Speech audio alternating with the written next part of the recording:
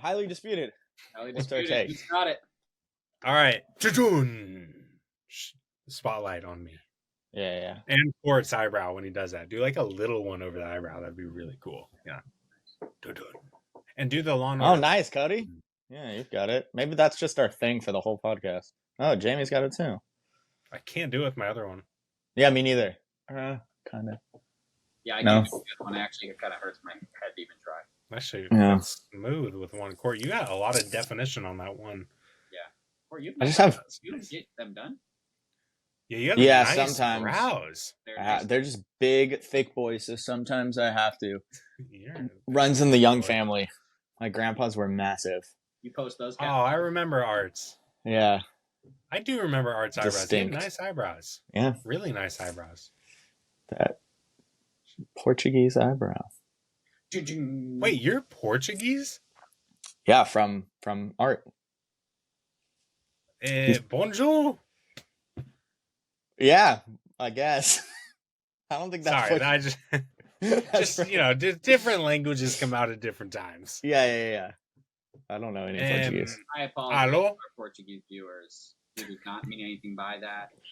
He was confused. He was rattled by the spontaneous trivia, and just please excuse that for us. We've gotten to the part of the podcast where I've taken 4 shots now.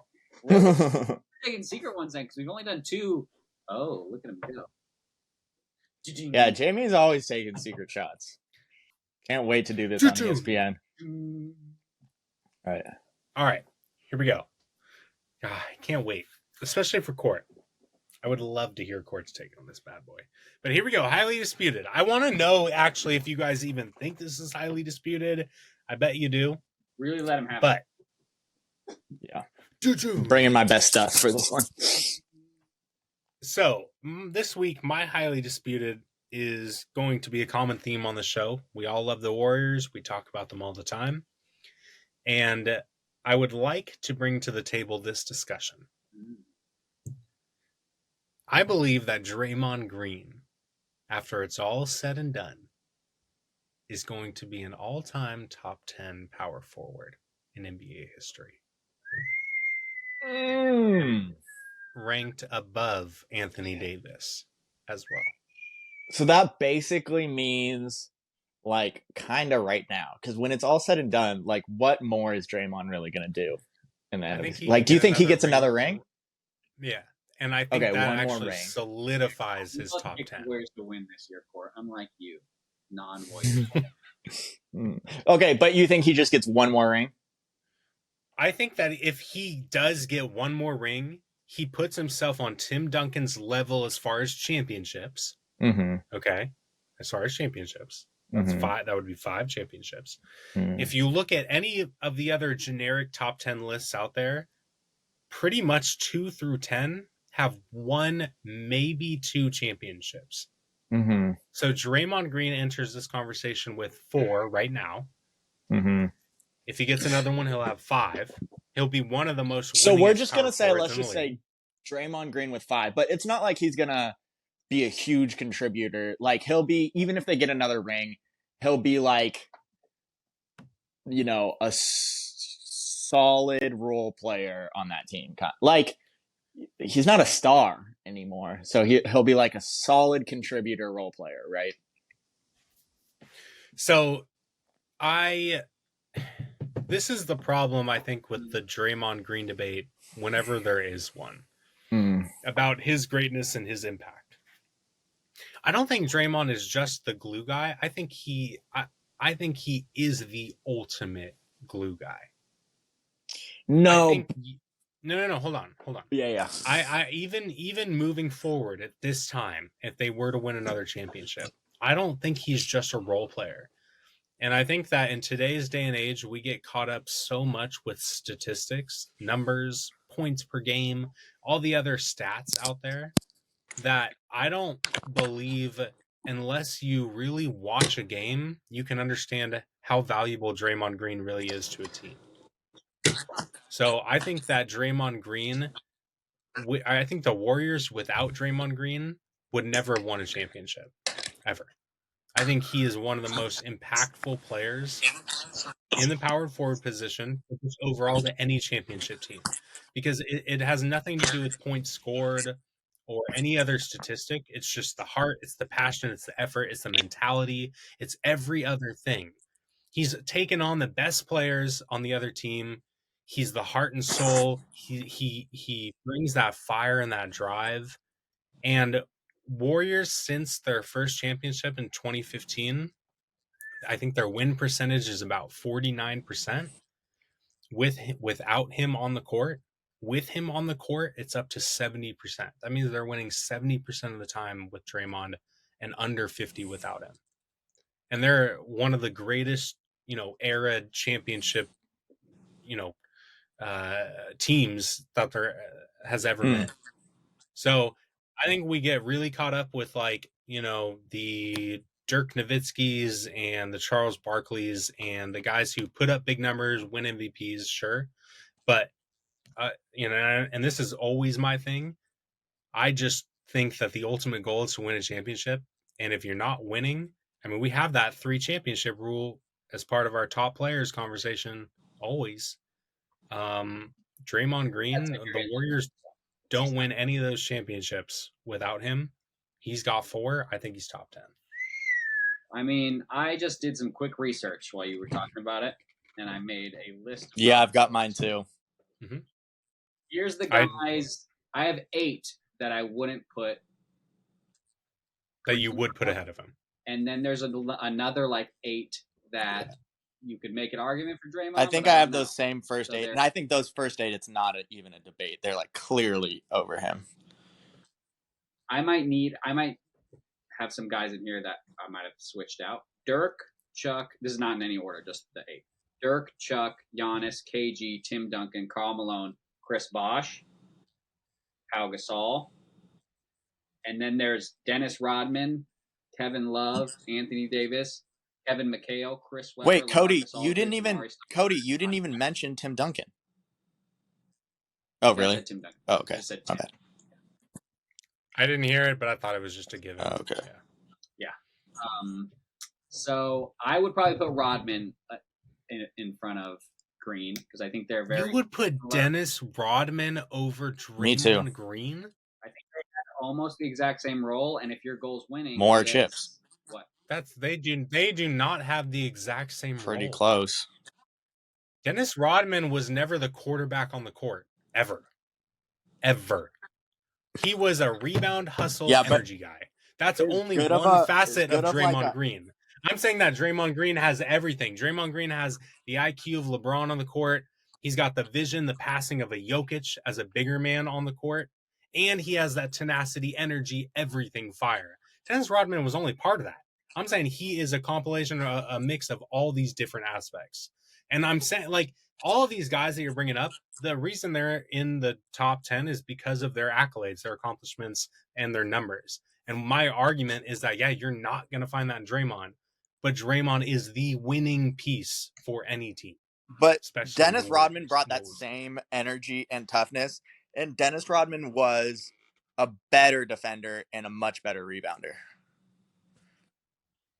And I just think that's such a lack of information and knowledge. Draymond Green, saying that Dennis Rodman was more valuable and a better player than Draymond Green, that's an insult. I mean, yeah, I don't know if that's insulting, but I wonder how many rings Rodman had. He wasn't there for really. All of them. But he got another ring. I thought not with the Bulls. Yeah, he won with the Pistons. Yeah. 1, 2, 3, 4, 5. He does have one more ring than Draymond. Yeah. So. Yeah, he won the 2 with. All right, let me ask you guys this, because obviously we all have our own opinions. But if you were to take the Warriors and just switch out and put Dennis Rodman on that team, are they the same team? Are they better? No, I don't think but I also don't think. I think Rodman was better for the Bulls and Draymond was better for the Warriors. If you put Rodman on the Bulls, they would be worse. Exactly. If you put Rodman on the Bulls, they'd be worse. If you put Draymond on the Bulls, they'd be worse. If you put Rodman on the Warriors, they'd be worse. They're both just better for their teams. I think as much as Draymond made us championship teams, Stephen Clay made Draymond a much better player than he would be not on the Warriors.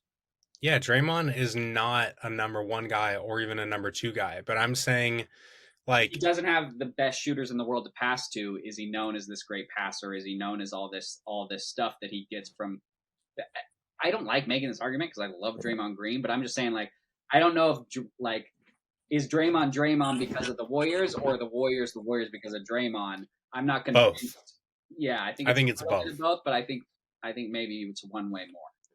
But here's the thing: is like, that's hypothetical. Draymond did play for the Warriors, and he did what he did, and they won the championship, so they won.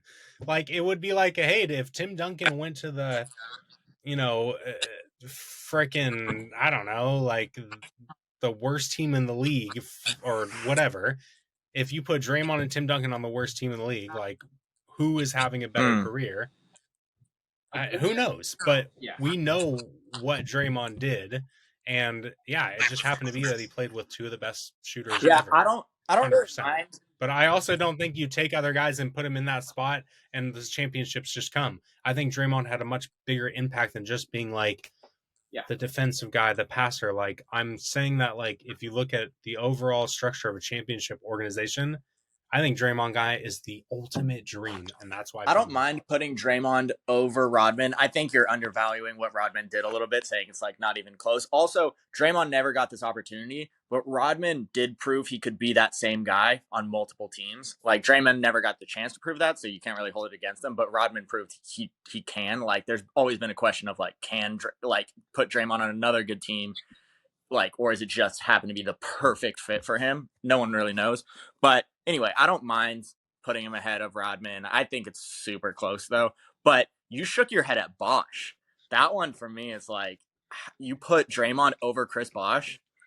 Like, Chris Bosh proved that he could be that guy in a championship system, like, basically fill that role and be a good number 1 guy. Like, he's just so versatile, can shoot. Like, I would take him in so many situations. Draymond, you need to have, like, a specific type of team around him. Chris Bosh was great with the Heat, great as the number 1 guy. Like, I don't know. That's tough. 1 rings. Yeah. I think this goes back to kind of the greatest versus best. Like, if it's greatness, Draymond's greater than a lot of these guys because he has 4 rings. If it's best, he drops down the list quite a bit for me because. All right. Well, what's our conversation? What is the name of our? It's your debate? Question. Because, like, Chris Webber, I wouldn't say is greater than Draymond Green, but Chris Webber was like a number 1 option, drop 40 guy, and it's like, yeah, he's better than Draymond Green, but he didn't have the career Draymond Green had. But he. But even greatest, like, Bosh does have 2 rings, and like. Yeah, I take Bosh over him, but. Like, yeah, he has 2 rings. Where they had these, like, all-star, like, seasons where they're elite scorers too, not just 4-man. Draymond hasn't gotten the chance to do that, so I don't necessarily think he would be that guy. But I also think his career was shaped because he played with Stephen Clay, and, like, he didn't have to ever be that guy. And you talk about putting people in the right positions and the right pieces in play. Like, he filled he did his role the best he could have done it. Yeah. He could have been a little bit better of a shooter a little bit later on, but even earlier, when we won the first couple of championships, like, Draymond would hit some big threes, a little back 3. Like, he would hit that. And I just think is such an integral part of those championships and the greatness that they, Steph and Clay are. Like, I don't know, are Steph and Clay who they are without Draymond? Maybe not. I just value Draymond a lot.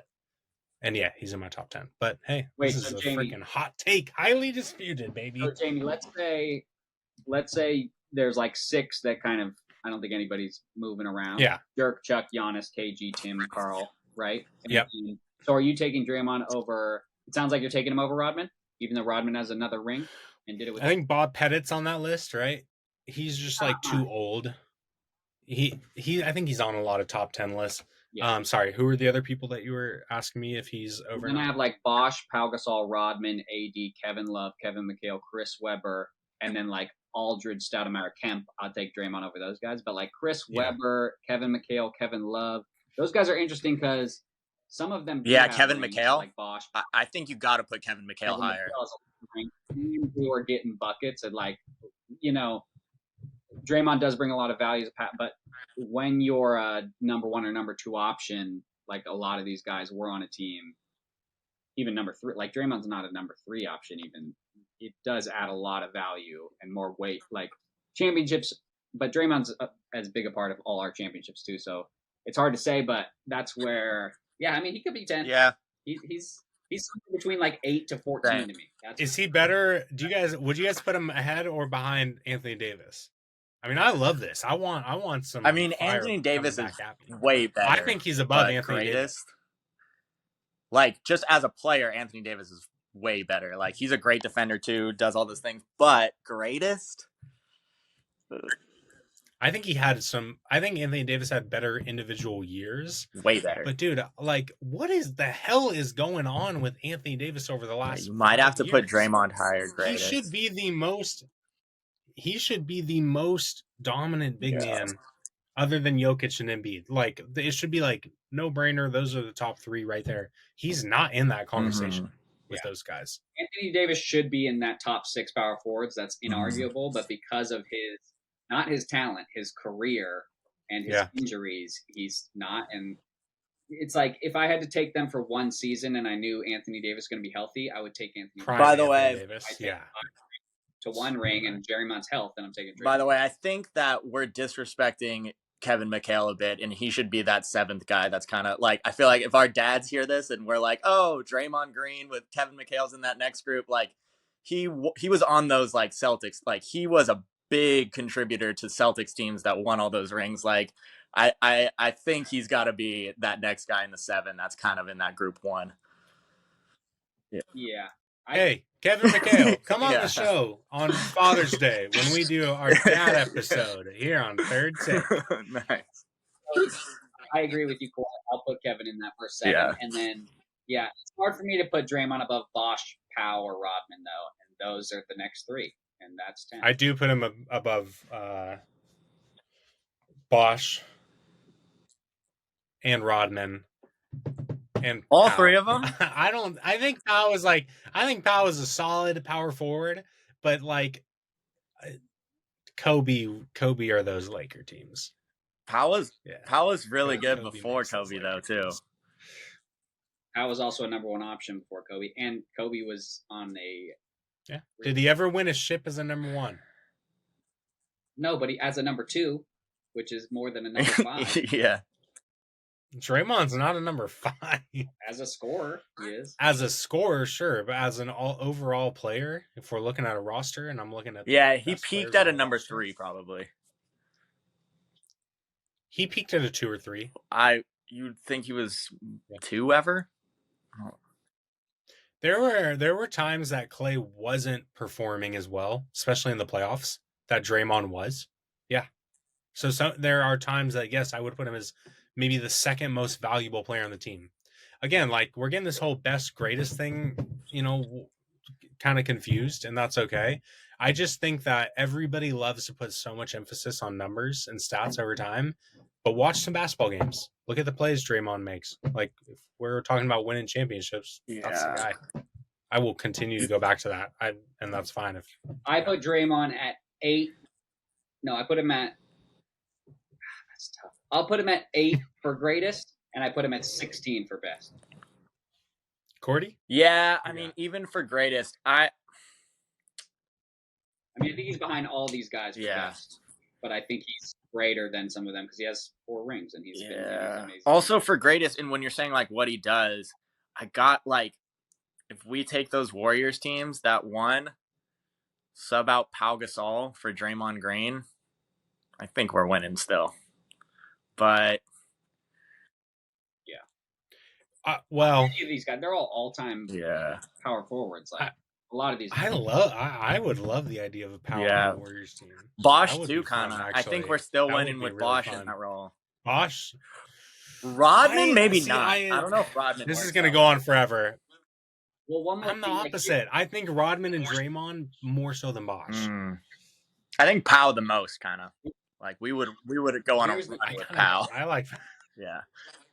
Like I like Draymond a little more, but yeah. If you were doing a fantasy draft and you had no players on your team, some of these guys would go first, second, where Draymond would never be a first or second pick because you need Draymond's a complimentary guy, where a lot of these guys they're not complimentary guys. No, don't say complimentary. You need Draymond as he's not a scorer. He is not a scorer. But he's not a stat guy.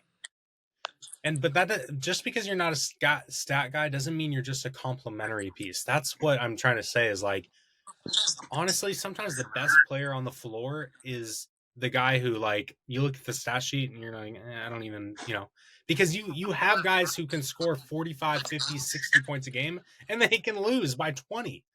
And then you have guys who score 2 points and have 8, 9 rebounds and 6 assists, a couple steals, but they made some gigantic plays and they needed to step up.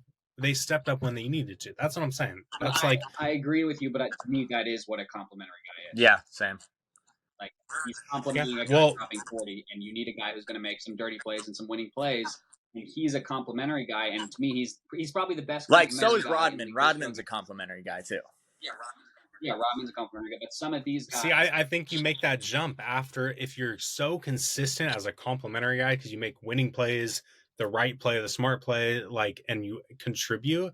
I think you make that jump from being a complimentary guy to you did your thing and you were a great player at what you did. But but that's what I'm saying is Draymond.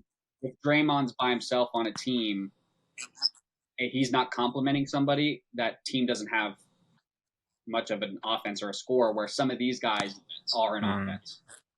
What if he makes another guy that player though? There's a chance he could do that. Maybe some guys don't have a Draymond Green that can help them get to that level too. Last point I'll make is that I think his antics have been a little much though too. We say he's the heart and soul and the fire, but you could also say he cost us a ring by getting suspended for the finals. We were up 3-1 and then he called LeBron a bitch on the court. You gotta at some point, and some of the recent stuff he's done, stepping on a guy's chest in the playoffs, he's gone a little overboard. Rodman did too, and I think that you can be the heart and soul and not do some of those things, especially if it's going to cost you a ring. I agree. I don't really blame Draymond as much as I blame the NBA for that, though, because I think the punishment for the LeBron thing was extreme. Yeah. But kind of since then, he's gotten especially worse. In a finals. Yeah. I'm worried that would happen again with some of the recent stuff that he's been doing. Yeah. I agree with you, Court. I think that it's kind of ridiculous at this point. Some of it, it's a little embarrassing. Yeah. There's a line that you're passionate and you're you want to prove your point, but sometimes you watch it and you're like, dude, stop talking.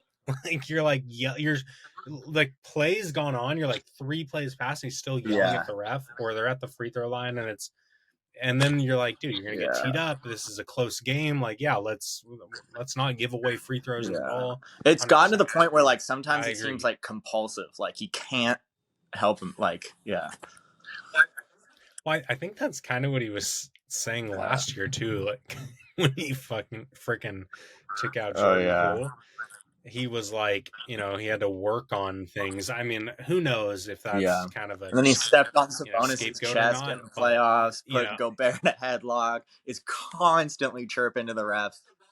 Sabonis, too. Yeah. Sabonis, doesn't... He's not trying to beef with anyone. He's just... Yeah. It's I'll tell you what, I didn't mind it as much when we were winning rings and he was in his prime. But... I feel also his I don't know what you want to call him, his mess ups, his physical mess ups where he gets suspended or costs the team wins and monies, I feel is going up as his play is declining, where he's relying on his loudness and his presence more, not quite as strong or not shooting the ball as well or not quite as athletic as he used to be. And I'm noticing now it's how useful he was versus how much problems he caused was here.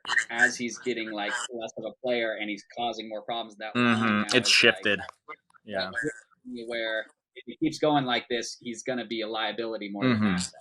But right now, it's right on the border of like he's going to win still, but he's causing a lot more problems than compared to his value than this may be the season that is kind of the deciding factor of like what everybody has always wondered if Draymond does depart from the Warriors. If we see more of this without the production, because you're right, Cody. Like when he was in his prime, he's producing. Like everybody kind of put up with it.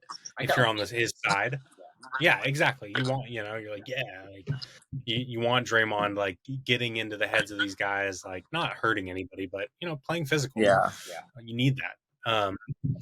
I do think that this year it may be a possible deciding factor on how things kind of shape the rest of the Warriors like moving forward, because Steph's over 35, Clay's getting up there, Draymond's getting up there.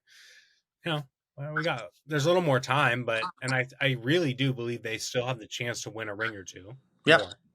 But it's also interesting because I think this is a very kind of a transition unknown period for the Warriors. The one thing that I want to end on, or you guys can say more if you want, but just with my highly disputed, I got a little science project for you guys. Ooh. The next time you go out to the court, you go to the park, you go to play a little pickup, a little run, and you're picking teams, you're on the sideline, hey, who's got next? The guys you're looking to link up for, pick the Draymond on the court. That's me, baby, because I can't shoot. That's true, but that's because I want to, take all the shots. If you're the Steph on the court, if you're the Clay on the court, pick that Draymond. Nice. See what happens. Definitely going to be some fights. That's very true. Exactly. Yeah. I'll tell you this. It's not going to be you. If the Draymond in the pickup game was the biggest threat on the other team, we're winning that game. That's true, too. Another team.